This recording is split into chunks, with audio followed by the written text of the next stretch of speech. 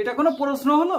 এত কঠিন প্রশ্ন আসে কখনো? বাথরুমে গিয়ে গুগল করছি, তাও লেখা আসছে নো রেজাল্ট পাও। বাইরে বেরোয় একটা ফ্রেন্ডের বললাম যে এটার উত্তর কি হবে, বলছে প্রশ্নটা একটু ঘুরানো আসছে। প্রশ্ন এত বাজে, তারপর আবার পড়ছে অদ্ভুত বাজে একটা গার্ড।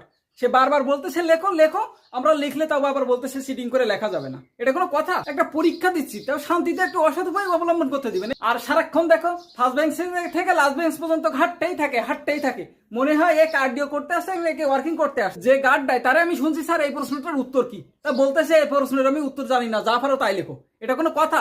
যে প্রশ্ন পড়ছে সে নিজেই উত্তর জানে না, তাহলে আমরা লিখবো কি করে? স্যার পারবে না ঠিক আছে, কিন্তু আমি বন্ধুর কাছে শুনতেছি তাকেও বলতে দেবে না। আরে তুই নিজে না পারিস সমস্যা না তো, তুই বন্ধুকে তো বলতে দে। একেবারে হিংসুটে গাট।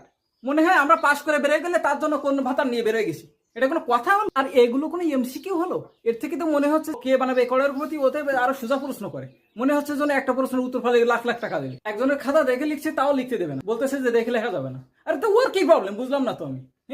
আর তুই নিজেই বলবি নি সমস্যা না, আরেকজনের খাতা দেখলে তোর কি সমস্যা এটা বল। আমার বাইরে বাথরুমে যেতে চাইছি তাও যাইতে দেবে, বলছে বাথরুমে যাইতে গেলে সমস্যা আছে।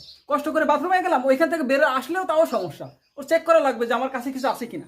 কষ্ট করে 3টা কম্পোজ নিয়ে আসছি, তাও নিয়ে নিয়েছে। আমি বললাম যে স্যার আপনি যে কোনো একটা আমার দেন, আমি লিখে পরে আপনাকে পরীক্ষা শেষে দিয়ে দেবো। তা সমস্যা, তুই একটা দিলে তোর কি সমস্যা ছিল? 3টা নেওয়ার কি দরকার ছিল?